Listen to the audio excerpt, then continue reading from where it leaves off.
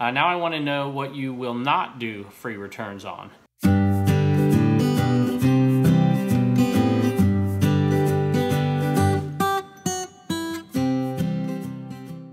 Question from Michael Galt Photos.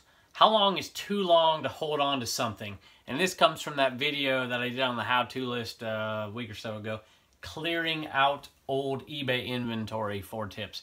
So there's a lot of ways to answer that. I'm going to say that it depends on your situation, and I'll give you a couple scenarios and you'll get the point. So if you are selling a bunch and you're making money and you need more space, and that thing's not selling, get rid of it. If you have space, things aren't selling, you're not buying new inventory, then hold on to it. Lower the price, but it just depends. You know, I've had items that I've had for a year that haven't sold, and I'll cut bait with them. I've had items in my store for 4 years. I think the longest one, is 4 years.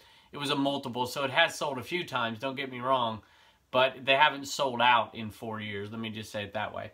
And so I'm not going to cut bait with that one. I think it depends on what item. I used to sell jeans, and jeans tend to go out of style. And there were some jeans I had in my store that just, they weren't going to sell until that 20-year cycle overturned and things came back again. And so I cut bait on those. So I think it really depends on space is my answer to the question. So if you have the space, you might as well hold on to it. There is one other scenario. And that is, do you have an eBay store? Are you paying to keep loading that item back up? And if that's the case, then you have to take that into account. You know, if it's an item you're going to make $4 profit on, but you have to pay every single month when that thing renews, oof, man, I think I might cut bait with it. So hopefully that answers your question. Thank you, Michael. Got a question from email 75229. Don't know about that name, but we got a question from you, and we appreciate it. It's not really, actually it is a question. Sometimes they're comments, but this is a question. Just wondering why Blue Ridge Mama places one Game Boy game in a box, and then the other one she put in a padded envelope. Is it because the one that was placed in a box had greater value? Thanks for the videos. The short answer is because I told her to do it. But you're exactly right. The answer is because one of them sold for $80.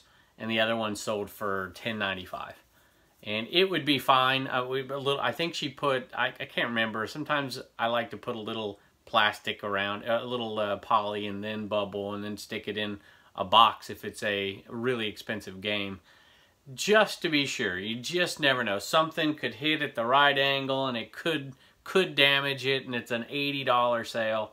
So it's very, very unlikely, probably would never happen. But that's a good thing to think about for a lot of products. You know, I ship hats in 8x6x4 boxes. It's really not enough space for some hats.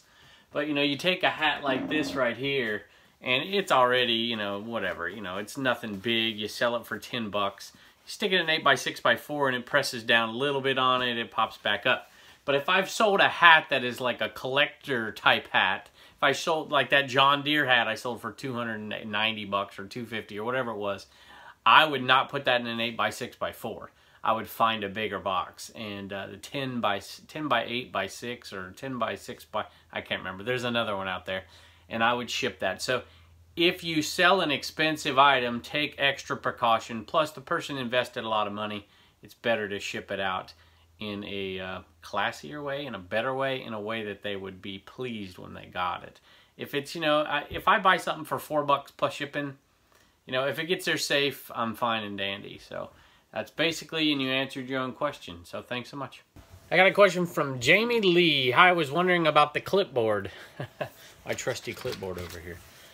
How do you keep up with your sales and profits per sale? You seem to have a very good system. So the clipboard, Jamie Lee, is just for the show. It's really just for the show.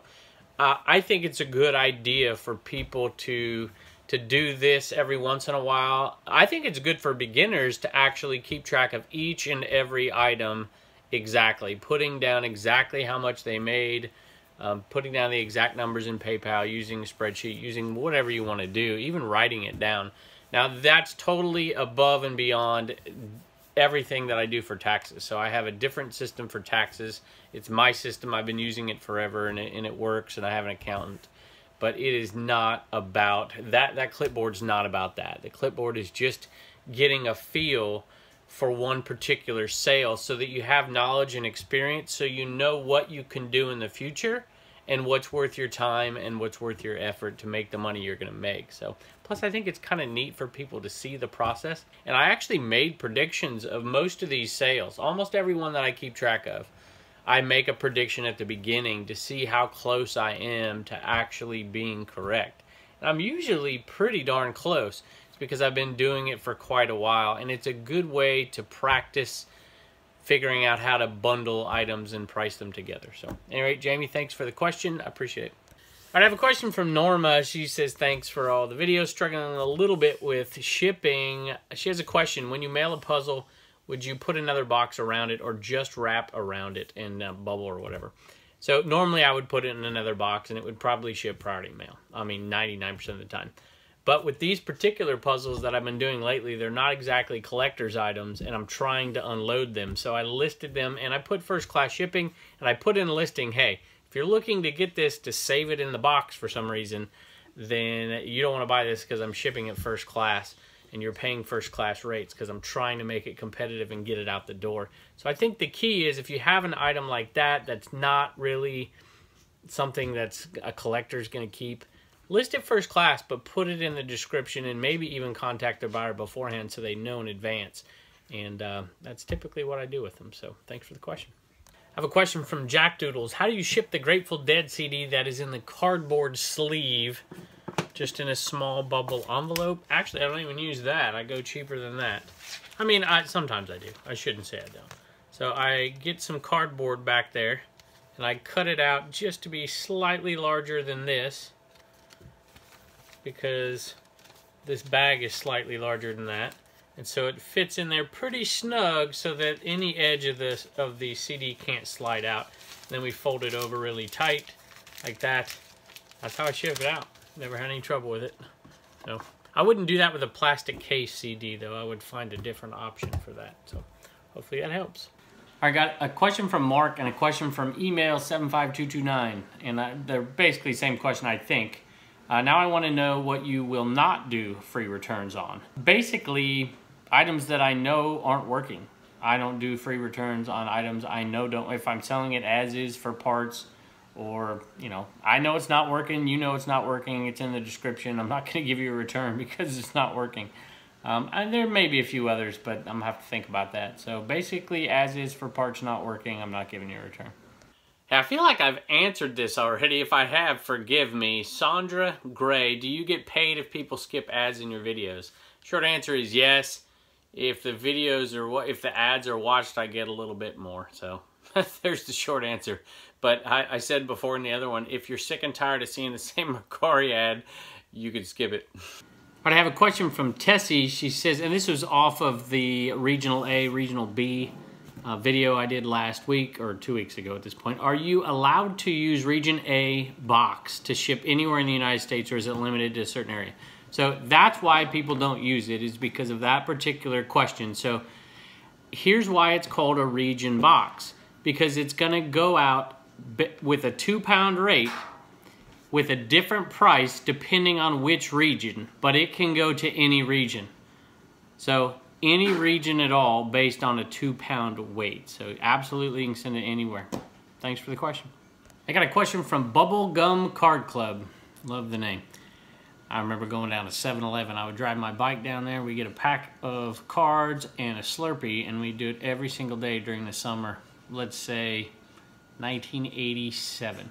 That's the one we did it the most. So, anyway, random question: how did you design your logo for the thumb? And he's talking about the Q&A thumb, which is the Commonwealth Picker emblem. That's not the one on the mug, not the one that's the Virginia State emblem. It's a different one. I paid somebody to do it on Fiverr. I think it's 20 bucks. And there's that one and a few others that I use for different things. So I think Fiverr's great.